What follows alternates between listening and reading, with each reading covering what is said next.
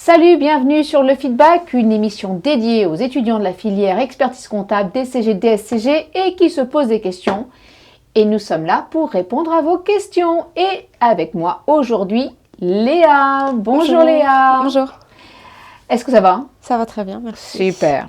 Alors Léa, comme tous les invités, on fait un point sur avant de DCG, ce que tu faisais, etc. Et ce qui t'a amené au DCG. Ensuite, on rentrera, donc on parlera DCG et on parlera de l'après-DCG. C'est OK pour ça toi? marche. OK. Est-ce que tu peux donc commencer Léa par nous parler donc, de toi avant le DCG, donc en gros en classe de terminale? Alors moi j'ai fait une terminale S. À la fin de ma seconde, on m'a proposé d'intégrer une première du coup S, mais qu'ils appelaient étoile, où ils ont mis toutes les personnes qui avaient des très bonnes notes à la fin de la seconde et qui souhaitaient faire du coup une première S.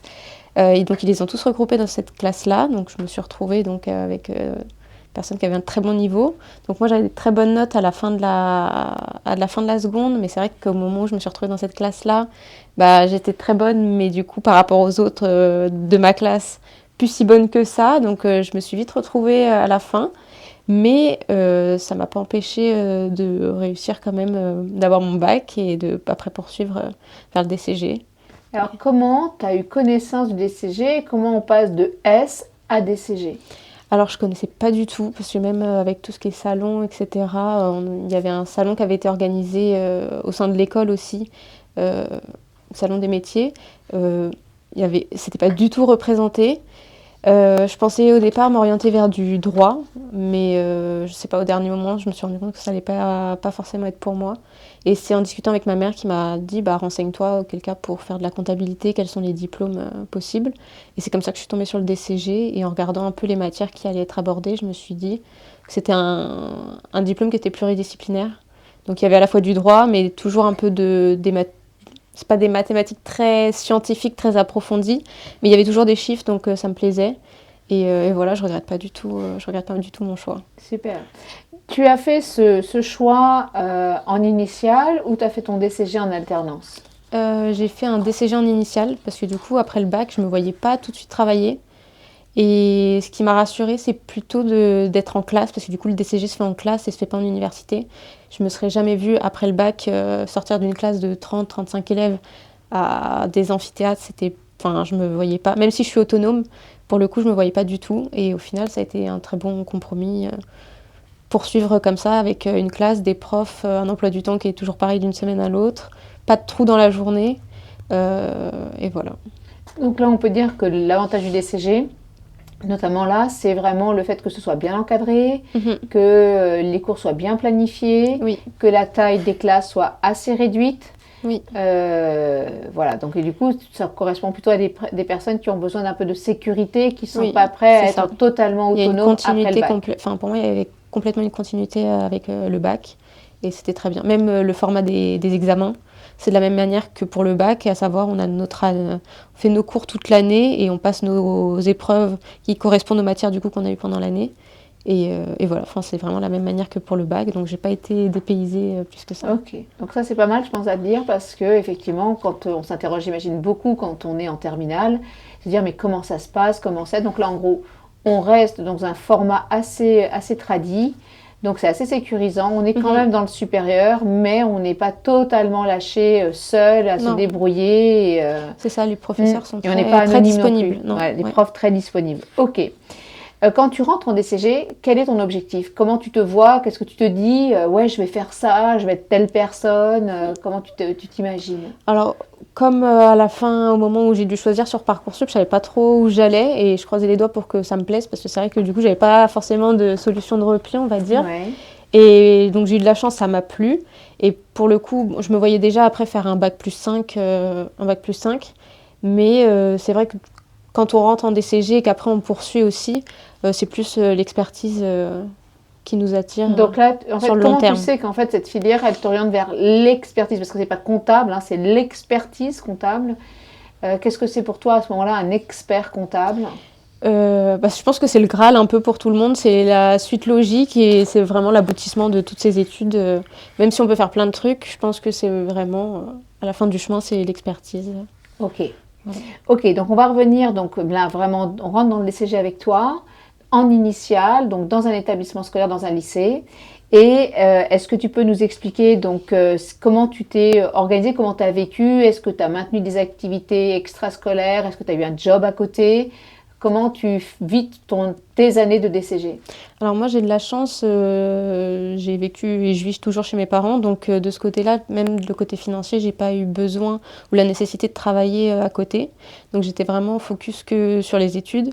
Après ça m'empêchait pas d'aller au sport, de faire du sport une fois par semaine. J'aurais pu le faire plus de fois par semaine, mais bon, moi j'y allais une seule fois par semaine. Et le soir, quand je rentrais, je travaillais. Ça dépendait du travail qui était donné par les profs. Mais une demi-heure, trois quarts d'heure, une heure, enfin, selon la charge de travail. Et le week-end, peut-être 2, 3 heures. Sur tout le week-end? Non, par jour, Par jour. je pense. Ok.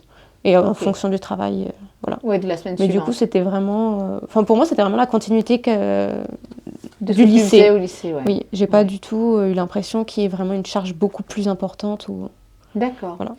Et donc, en fait, tu travailles donc régulièrement, 2 heures, enfin 1 heure à peu près, en Mhm. gros, tous les soirs. Et c'est quoi, qu'est-ce que tu fais pendant 1 heure?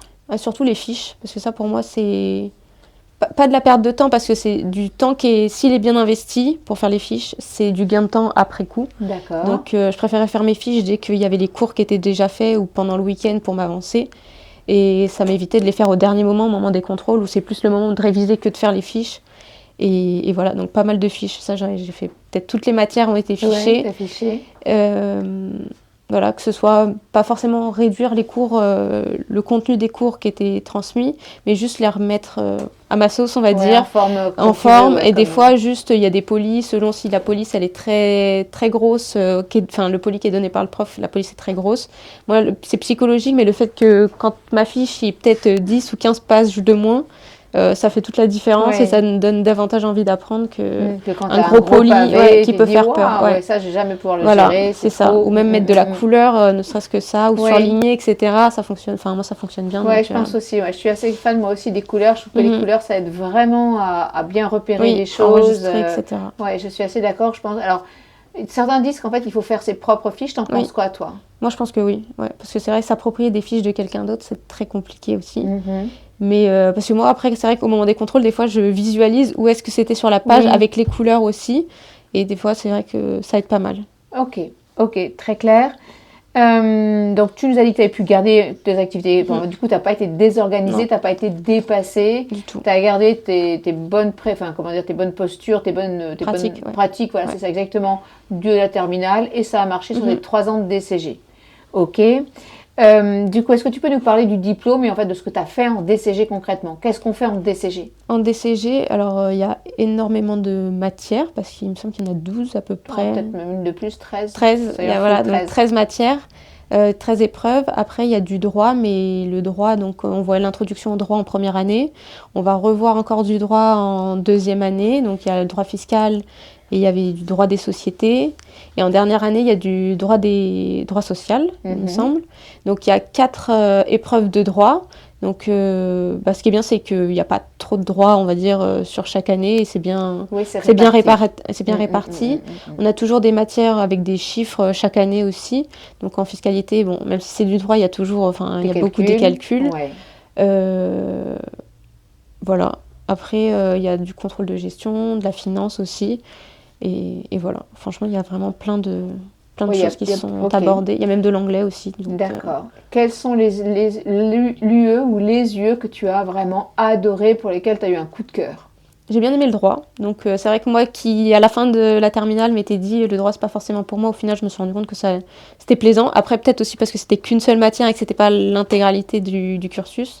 Mais non, j'ai bien aimé le droit et la comptabilité aussi, c'est Alors sympa. ça, par contre, tu connaissais pas du tout. Non, Enfin, je tu n'avais connaissais même pas. pas d'idée, puisque Non. donc c'est ta mère qui te dit, ben, pourquoi Mhm. tu regardes pas la compta? Voilà. Et du coup, quand on vient de S et qu'en fait on rentre en compta, alors pour moi, la comptabilité, c'est à gauche, à droite. Oui. Donc débit, crédit. Ouais. Voilà. Comment, parce que du coup c'est quand même un langage particulier, comment toi, alors que tu n'as aucune base comptable, comment tu rentres là-dedans et est-ce que tu as eu du mal à rentrer ou est-ce que ça a donné du sens assez rapidement? Tu as trouvé ça logique, comme un espèce de jeu Au début, c'est vrai que comme je découvre, c'est beaucoup de par cœur. On va dire que j'apprenais un peu, c'était bête et méchant, j'apprenais et je recrachais un peu tel quel, les écritures, etc. Et puis c'est après, au fur et à mesure, même je crois en deuxième, il y avait toute une année qui était passée. En deuxième année, j'ai commencé à quand même comprendre la pratique de ce qu'on mettait au débit, ce qu'on mettait au crédit.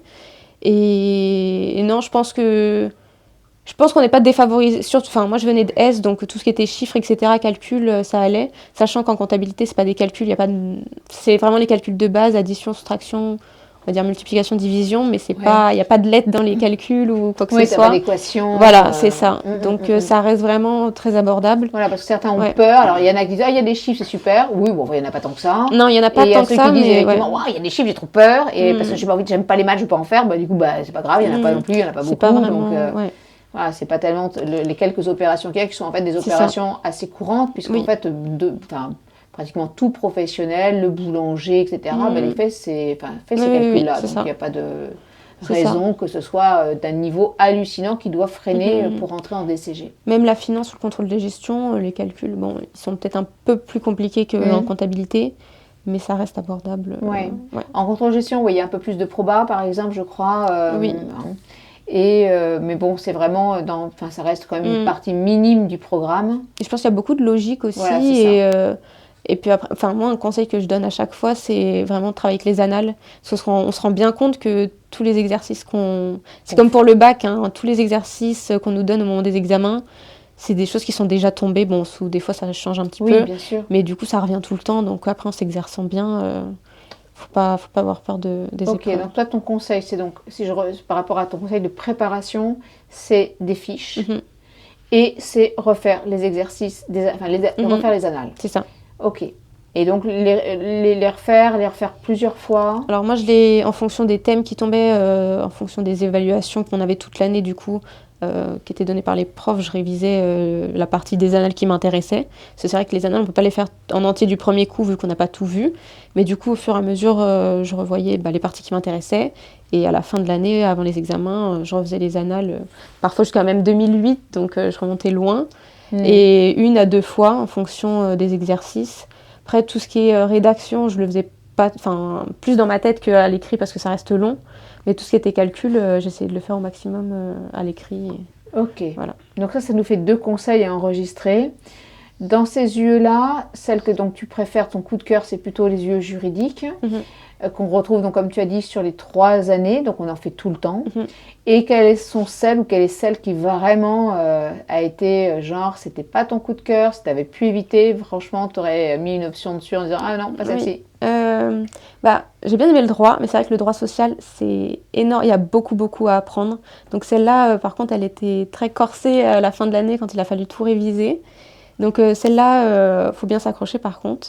Et sinon, c'était le droit fiscal, où ça a été un peu dur au début de comprendre comment ça fonctionnait, ce qui était déductible à réintégrer. Mais pareil, avec les annales, une fois qu'on se rend compte de comment ça fonctionne et qu'on a compris la logique, c'est toujours pareil. Donc même si au début, les notes n'étaient pas trop là, parce que j'avais pas compris du coup la logique, après c'est remonté facilement.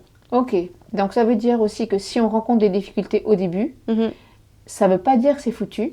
Non, du tout. Au contraire, on se dit, ah ok, là, il faut que j'utilise un autre moyen, que je travaille différemment, que je renforce quelque chose. Et en fait, du coup, tu compenses, tu t'intègres, tu comprends, et puis après, c'est parti. Oui. Ok.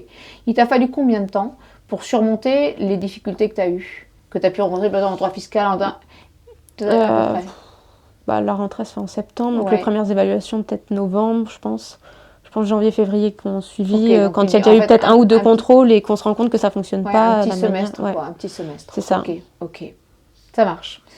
Est-ce que, donc du coup, j'imagine que sur tes bulletins, sur ces quelques UE, le premier semestre n'est pas top. Enfin, sur ces UE, droit fiscal, dont tu parlais.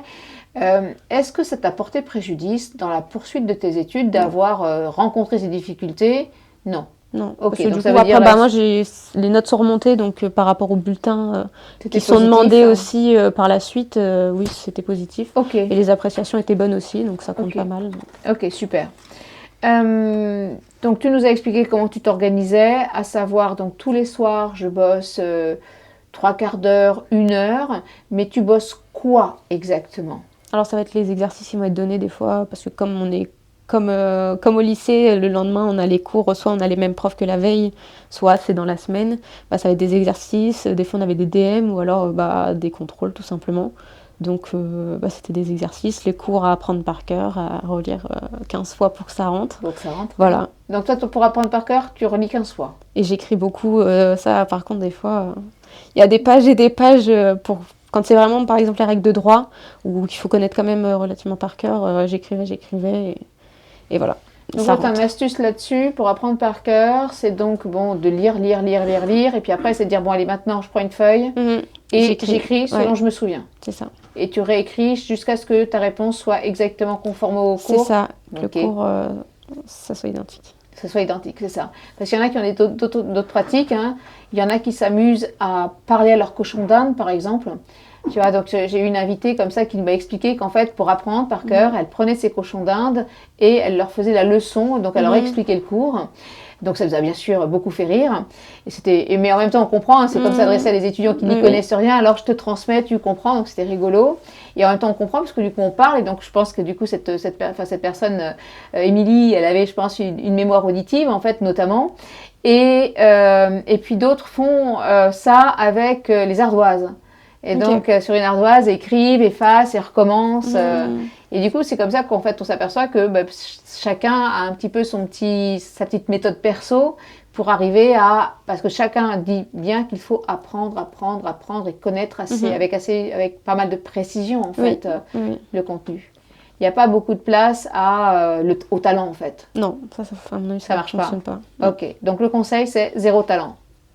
Non, mais 100%, zéro talent, mais 100% travail. Ouais, travail, connaissance, et ça fonctionne. Ok, super. Et pratique. Est-ce que tu as utilisé d'autres choses que ton travail perso à partir des supports de tes profs pour réussir? Non. Pas de bouquins autres, t'as rien acheté, et donc tes cours dans ton lycée, t'étais en lycée, oui. Ça était, et les profs donc qui donnent des conseils, ça c'était suffisant. Oui, moi ça a été suffisant. Je sais qu'il y en a qui achètent au moment des examens les petits livres de fiches. Moi j'ai pas, du coup comme j'avais fait mes fiches, ça m'a pas été utile. D'accord. Parce que je trouve que c'est beaucoup condensé. Après ça se trouve ça fonctionne très bien et ce qu'il y a écrit dedans ça suffit amplement. Moi quand je vois que c'est tout petit par rapport à quand même mes fiches, des fois j'ai un peu un doute. Mais en tout cas moi mes fiches m'ont suffi donc à partir des cours des profs ça suffisait. Okay. Est-ce qu'il t'est arrivé à un moment donné d'être en retard sur tes fiches, par exemple? Non.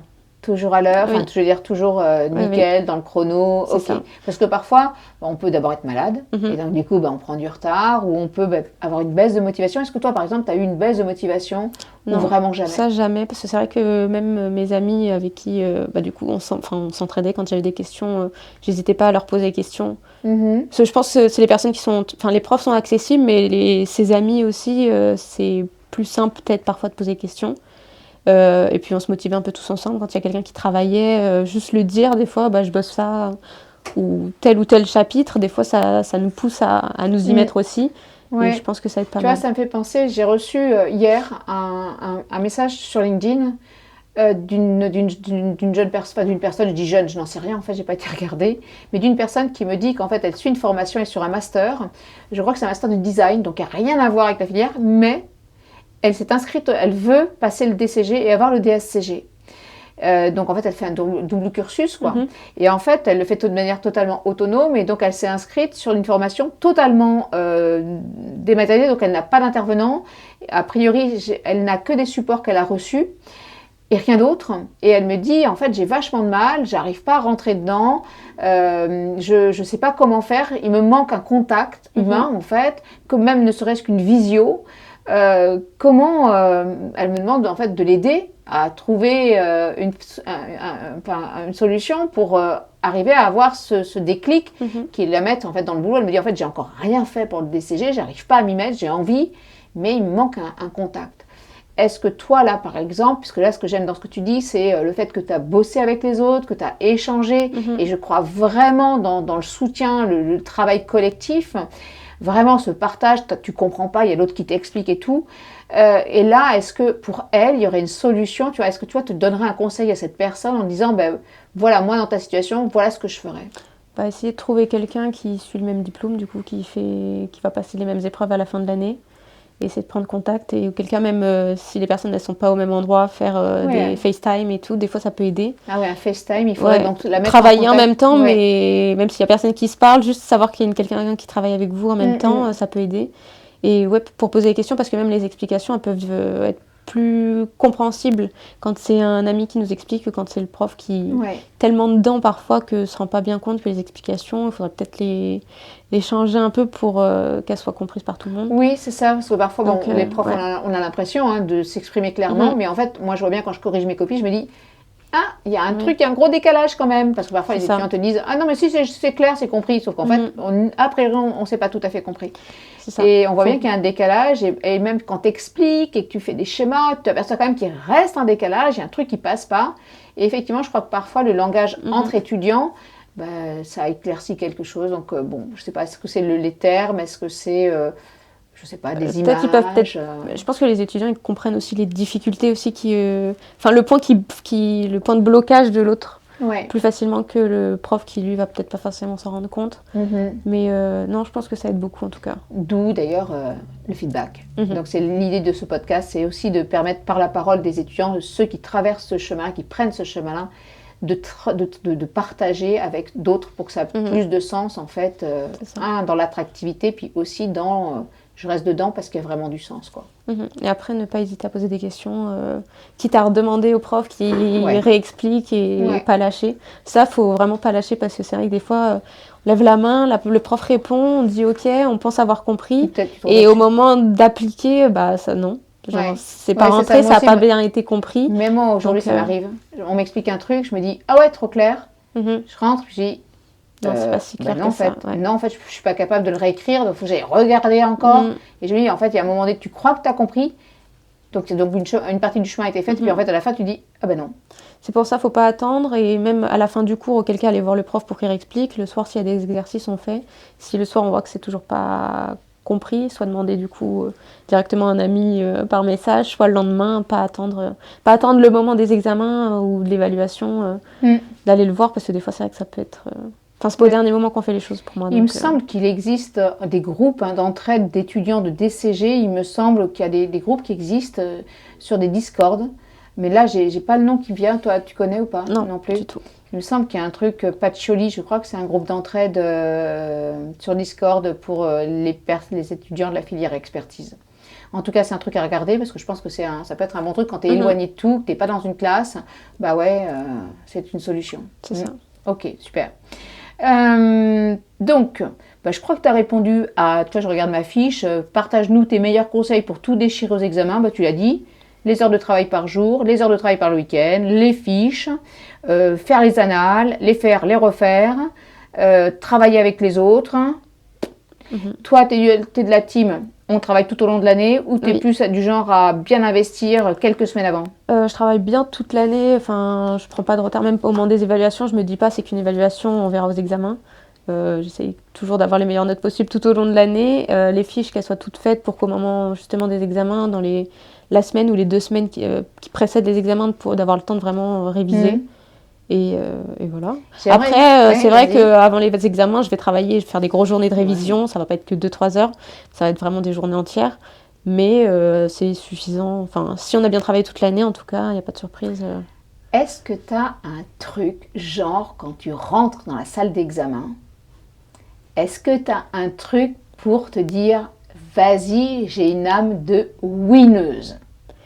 Alors, faut se dire déjà que quand on a été quand on est à l'école et qu'on n'est pas en candidat libre et qu'on a été bien encadré, déjà, je pense qu'on est mieux préparé en tout cas que la majorité des personnes qui sont dans la classe. Tu as raison de le dire. Ça, je pense. Alors, il y a des personnes qui n'ont pas le choix parce qu'elles sont déjà salariées, qu'elles n'ont pas la possibilité d'être à l'école. Mais si tu veux préparer le DCG, va dans un établissement scolaire.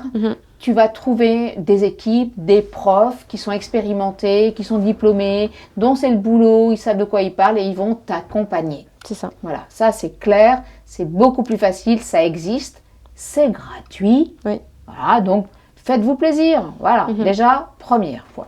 Et on prend beaucoup d'étudiants quand même, je ne sais pas combien. Enfin, moi, je sais que dans mon lycée, on en prend plus de 30. Nous, on était 45. Voilà, c'est ça. Donc, du coup, normalement, il y a de la place. Il y a de la place. Ok. Et en dehors de ça, est-ce que tu as un truc, je vais tout déchirer ou Je me dis j'ai que tellement bossé qu'il ouais, n'y a c'est pas de ça. raison que ça plante ce jour-là? Voilà, c'est ça. Ouais. Même ne serait-ce qu'aux évaluations toute l'année, il n'y a pas eu de surprise. J'ai jamais eu de surprise en tout cas. Donc je me dis, de manière, tout ce que tu devais savoir, tu le sais. Ouais. Tu pouvais pas apprendre Ouais. plus que. Enfin, même si j'aurais eu 2 jours de plus, j'aurais pas eu Oui. plus de connaissances. Hmm. Donc je me dis, il n'y a pas de raison Ouais. que ça fonctionne pas ce jour-là. Ok, donc le truc, c'est te dire, tu rationalises, tu as bossé tout le temps, tu as Mhm. révisé, il n'y a aucune raison que ce jour-là, ce soit différent des autres. C'est ça. J'ai toujours été régulière, bah, aujourd'hui c'est un jour comme les autres, c'est pas parce qu'il y a 2000 personnes, etc. dans ce hangar, Mhm. je gérerai aussi. C'est ça. Enfin, moi, en tout cas, l'effet foule, parce que c'est vrai que ça peut faire peur quand on arrive et qu'on voit toutes ces tables et Ouais. tout le monde, après, quand on est installé. Ça me fait rien. Après, on n'est pas à l'abri d'un sujet qui peut différer vrai. des autres années. Oui. Ça, c'est possible. Mais en attendant. Normalement, Enfin, en tout cas, y toutes a les aucune années ou raison. toutes mes épreuves, en tout cas, moi, j'ai jamais eu de surprise sur les Ok. sujets. Dernière question de la partie DCG. Mythe ou réalité quand on dit qu'en DCG, il y a beaucoup de travail? Alors, oui, il y en a. Mais moi, j'ai pas vraiment trouvé plus qu'au lycée. Ok. Voilà. Parfait. On va passer au DSCG. On passe maintenant à après ton DCG. Donc, qu'est-ce que tu décides de faire à la fin de ton DCG? J'ai décidé du coup de faire un DSCG, donc j'avais le choix enfin le choix. C'est vrai que la suite logique encore c'était c'était soit Master CCA, soit DSCG. Moi du coup j'ai décidé de faire un DSCG parce que en Master CCA il manque 2 yeux, il me semble, où il n'y a pas d'équivalence. Et je me voyais pas faire un Master CCA, puis après, sans avoir de cours du coup, ou alors les travailler par moi-même, de passer ces yeux qui manquaient. Donc je me suis dit, je préfère tout faire d'un coup et pas avoir à me poser de questions, des yeux manquants ou pas. Donc j'ai fait un DSCG directement en alternance. Ok. Donc, cette Voilà. fois-ci, tu lâches l'initiale pour Oui. l'alternance. Ok. Oui. Qu'est-ce qui t'attire dans l'alternance? Les Tout d'abord. raisons, en fait. Tout d'abord parce que tout le monde, enfin beaucoup d'employeurs maintenant demandent d'avoir de l'expérience et il faut bien rentrer dans le monde de travail aussi à un moment donné. Donc il y avait ça. Et puis l'école que j'ai intégrée du coup était une école privée, donc avec un coût assez conséquent. Et c'est vrai que c'était une solution comme ça de ne pas avoir à payer l'école tout en étant aussi rémunérée. Donc comme ça j'ai pu avoir mes premiers salaires aussi grâce à ça. Ouais, c'est important. Voilà. Et bilan juste de l'alternance. Est-ce que vraiment tu es contente de ton alternance, de ce que tu as pu faire, des travaux réalisés, d'avoir pu travailler avec des personnes? Alors j'étais pas dans un cabinet d'expertise comptable, mais du coup dans un cabinet d'audit. Je connaissais pas du tout l'audit avant d'intégrer ce cabinet. Et on a eu un programme d'alternance du coup c'était pas 3 jours, 2 jours, c'était vraiment plusieurs mois en entreprise du coup, puis 2 mois complets, des périodes de 2 mois à l'école. Donc même la matière audit, j'ai d'abord fait de l'audit avant d'avoir la matière à l'école. Ok. Donc ça m'a pas dérangé plus que ça. Et le fait d'avoir justement ce programme-là, moi, j'ai trouvé que c'était plus simple. J'étais vraiment focus sur le travail et en même temps, tout en faisant mes fiches aussi, parce que j'avais pu récupérer les cours en amont. On nous a distribué les cours, je crois, en décembre, donc on pouvait déjà commencer, notamment avec le droit, à faire les fiches. Et au moment où on était à l'école, donc 2 mois entiers à l'école, le soir, j'avais pas à me dire, oh là là, j'ai encore du travail à faire pour l'employeur. Là, c'était vraiment que l'école du coup et c'était très bien. Ok. Est-ce que tu as pu garder le même rythme que celui de travail régulier que tu avais en DCG ou est-ce que non, là il a fallu quand même peut-être renoncer à ta régularité de travailler tous les soirs, 2-3 heures le week-end? Alors donc toute la période où j'étais chez l'employeur, je travaillais, la semaine c'était que l'employeur, sachant que je travaillais que 4 jours sur 5 parce que du coup les journées étaient beaucoup plus longues, donc c'est vrai que les 35 heures étaient vite fait sur 4 jours, donc le vendredi je travaillais pas. Donc les vendredis, pendant du coup la période chez l'employeur, je l'utilisais pour faire notamment mes fiches, pour se reposer aussi parce que c'est vrai que comme c'était des grosses journées, ça fait du bien d'avoir un long week-end. Et après quand je suis retournée du coup à l'école pareil, il y avait des fois des exercices ou des évaluations, des examens blancs. Donc ça servait à ça. Enfin le soir j'avais le temps. Et puis aussi le fait de finir à 17h, parce que du coup j'avais pas l'habitude de finir à 17h chez l'employeur. Quand je rentrais, il y avait le temps aussi pour faire du sport, davantage de sport, ou juste plus de temps pour soi aussi, tout simplement. Et après, en termes d'heures de travail, il y avait il y avait des exercices, mais beaucoup moins aussi peut-être qu'en DCG ou au lycée on pouvait avoir. Mais il y avait toujours quand même du travail personnel à faire et de continuer de faire des fiches ou réviser. Et c'est toujours ça de prix aussi avant les examens. Ok. Est-ce que tu peux nous parler du contenu du DSCG et notamment pour toi, les UE qui sont vraiment hyper importantes et qui t'ont plu? Alors en comptabilité c'est plus de la consolidation, donc ça change complètement de ce qu'on avait fait en DCG. Ouais, donc totalement nouveau. Voilà, donc c'est nouveau. De la fusion, pareil, c'était nouveau. Après, tout ce qui est contrôle de gestion, moi, j'ai pas vu grande différence par rapport au DCG. Le droit, au lieu d'avoir, je disais, 4 UE en DCG, là, on n'en avait plus qu'une. D'accord. Sachant qu'il n'y avait plus trop de fiscalité, il me semble. C'était vraiment une grosse UE avec beaucoup de droits, du coup. Si, on avait de la fiscalité. Oui, t'as un peu de droit mais du fiscal, coup, oui, c'était fiscal. quand même c'était une très Oui. grosse UE, du coup, parce qu'au lieu d'en avoir 4, on n'en avait qu'une seule. Et unique, et du coup c'est vrai que la quantité était Ouais, c'est très gestion importante, juridique, sociale Ouais. et fiscale. Ouais. très importante. Mais après il y a eu l'anglais. Ça c'est aussi pareil un conseil que je donne. C'est une matière qu'on a en deuxième année normalement, mais j'ai décidé de la passer en première année en candidat libre. Je sais pas si on peut dire ça comme ça, mais du coup sans avoir eu les cours, en me disant bah je tente, qui ne tente rien n'a rien, on essaye. Si ça passe, tant mieux. Si ça passe pas, bah, j'aurai les cours comme tout le monde et je passerai l'anglais en deuxième année. Et c'est passé. Du coup, j'ai eu une bonne note, je l'ai validé. Et ça m'a permis d'avoir des dispenses du coup en deuxième année et du coup avoir pas mal de temps de libre pour que j'ai pu consacrer du coup à la rédaction de mon mémoire. D'accord. Tu penses que c'est un bon conseil, ça, de suivre ça? Tu recommencerais? Donc, tu passes une épreuve par anticipation. Toi, c'était l'anglais. L'anglais ou Peut-être que l'option des fois pour les... Ou une gens qui option, passent une effectivement. ouais. Donc, le 8. Et l'idée, bon, là, c'est de valider, mais de valider plus quand même avec une bonne note. Tu dis que tu as eu une bonne note. Et ensuite, effectivement, ça te libère des séances de cours que tu peux consacrer soit à réviser davantage les UE de ces année ou d'avancer sur l'UE7 de mémoire. Ok. Ouais, ça s'entend, effectivement. Et donc, tu as passé cette épreuve d'anglais sans avoir suivi les cours spécifiques donc, sur cette épreuve, qui est quand même une épreuve avec un document autour duquel tu dois composer pendant 1 heure. Ensuite, tu fais ta présentation sur un chrono. Il faut à peu près tenir entre 10 et 15 minutes. Puis ensuite, tu passes sur un entretien. Il y a une méthode, il y a un support, tu as des thématiques. Comment t'as fait? Parce que du coup, c'est quand même pas en mode impro, ça. Hein. Non, là pour le coup, j'avais acheté du coup un livre d'Uno, je crois, sur l'épreuve l'UE d'anglais. J'avais tout lu une fois. Après, il y avait du vocabulaire qui est quand même spécifique. Donc tout ce que je connaissais pas, je l'avais noté pour essayer de l'apprendre avant l'épreuve.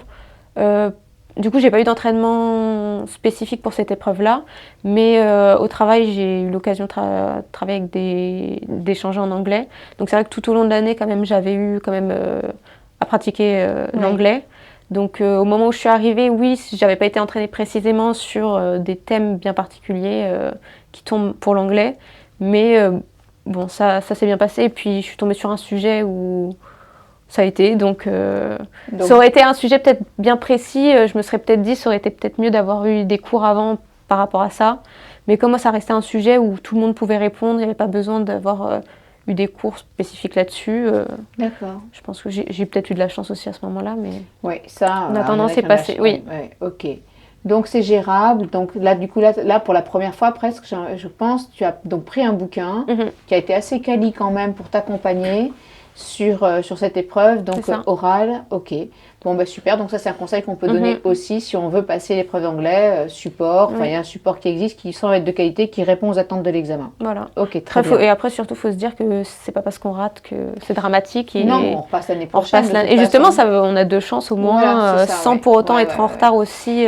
Oui, et alors, du coup, je vais te reposer une question sur cet anglais. Combien de temps ça t'a pris de te préparer à cette épreuve d'anglais? Oh là, peut-être, je sais pas, le temps de lire tout le livre quand même, il a fallu un peu de temps, mais je pense 5-6 heures, on va dire, déjà bien exploiter le livre. Et après, tout ce qui était méthodo, il y avait une explication au début du livre, mais j'ai quand même regardé quelques vidéos YouTube de profs qui expliquaient aussi D'accord. l'épreuve. Ouais, ça, il y a eu Ok. ça aussi. Ça, c'est Pour être intéressant. sûr de la méthodologie, parce que c'est vrai que si on la suit pas, on risque de Oui, tu perdre vas des points perdre des points, bêtement. tu vas Ouais. perdre des points bêtement, c'est C'est sûr. ça. Donc Ouais. toute cette partie, parce que du coup il y a la première partie, il faut qu'on réponde à une problématique à partir d'un document, la présentation du document. Et après l'entretien, ça faut être un peu à l'aise quand même aussi en anglais. Moi ça va, j'ai de la chance, je comprends bien. Après je suis pas bilingue, donc enfin pas complète, enfin pas bilingue du tout, mais je m'exprime, enfin ça va. Correctement, Voilà. ouais. Après je sais que des fois je m'entends parler, je sais que je fais des fautes. Mais bon, c'est pas dramatique et ça m'a pas empêché de réussir Donc, ça l'épreuve. veut dire qu'on peut se préparer efficacement avec un support, donc un bouquin, avec des vidéos qui existent sur YouTube. On peut se préparer. Bon, ben, ça me paraît clair. Est-ce que tu t'as pas fait de fiche là par contre par rapport à ce que Non, tu avais pu faire en DCG, tu t'es pas fait de juste liste de vocabulaire? si, du coup vocabulaire Liste de de ce que vocabulaire. je savais pas, ouais. Par thème? Non, pas Non, forcément. pas forcément. Ouais. Ok, parce que comme je sais qu'il y a des thèmes, on pourrait se dire qu'il y a du Mm. vocabulaire vraiment thématisé et peut-être qu'il y a un vocabulaire spécifique et qu'on peut bosser Mhm. pour être prêt pour l'épreuve. Oui. Ok, Mais du coup, après, c'est vrai que juste je me suis rendu compte qu'en DCG, en tout cas, par rapport à l'anglais, on n'était pas si bien préparé pour entrer dans le monde du travail. C'est vrai que tout le vocabulaire autour de la comptabilité, je suis arrivée du coup en DSCG. en DSCG et chez l'employeur où je me suis rendu compte que le vocabulaire de base, je ne le connaissais pas en anglais. D'accord, Un bilan, un compte de résultat, c'est le b.a.-ba en comptabilité. Et pour autant, je ne savais pas, je savais sais pas pas le comment le dire. dire. Et D'accord. c'est vrai que du coup, en DCG, on voit encore des sujets comme au lycée, le développement durable, la politique aux États-Unis, ou Oui, des sujets qui sont importants mais qui ne sont pas non plus le cœur de notre métier.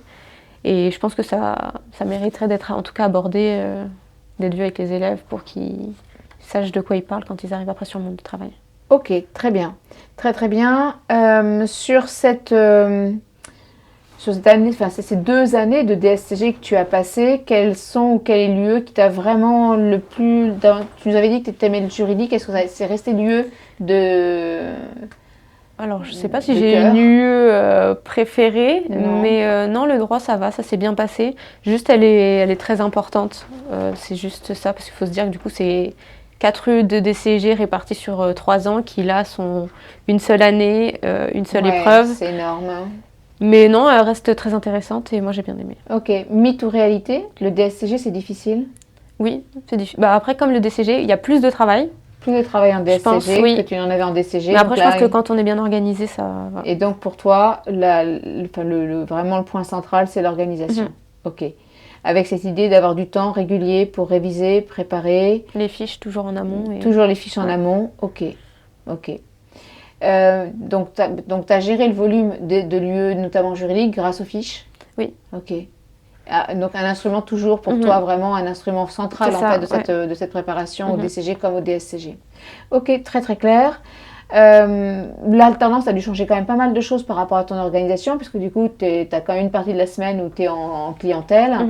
Mhm. Comment as géré ce changement d'activité? Moi, ce que j'ai bien aimé, c'est que du coup, on passe d'être passif en cours, entre guillemets, à être actif. Donc, c'est vrai que les journées elles passent beaucoup plus vite, j'ai trouvé. Même si on fait plus d'heures, même si le volume horaire il est plus important au travail qu'à l'école, les journées passent beaucoup plus vite. Donc, ça, c'est agréable aussi. Et puis, moi, je dis, c'était ma première vraie expérience du coup dans mon professionnel. Donc, en tout cas, ma première expérience a été très bonne. Et après, pour la gestion, je pense que ce qui m'a fait, enfin, mon organisation, si c'était le fait d'avoir mon vendredi de libre, ça m'a permis, du coup, ça reste quand même. C'était pas encore le week-end, mais ça faisait partie de la semaine, et du coup, je savais que fallait travailler aussi à ce moment-là. D'accord. Et voilà. Et après, vraiment, les révisions, c'était au moment de l'école, et voilà. Je pense que ça a suffi. Je sais pas, j'ai pas eu l'impression d'être surchargée au moment avant les examens ou de pas avoir eu suffisamment de temps pour réviser. Donc non, moi j'ai pas eu de problème en tout cas. Ok, super. Ben écoute, Léa, merci beaucoup pour tous ces échanges, ces conseils que tu as donnés. Voilà. J'espère que vraiment tous ceux qui nous écouteront ou qui t'écouteront sauront en tirer profit. En tout cas, moi je pense que c'est des conseils ultra solides. Merci beaucoup pour tout cet échange. Merci. Merci d'avoir suivi cet épisode, j'espère qu'il vous a été utile. D'ailleurs, s'il vous a été utile, n'hésitez pas à commenter. Si vous avez envie d'autres vidéos, n'hésitez pas aussi à les indiquer en commentaire. Et n'oubliez pas, suivez-moi sur TikTok, Instagram, LinkedIn. Abonnez-vous et commentez. À bientôt!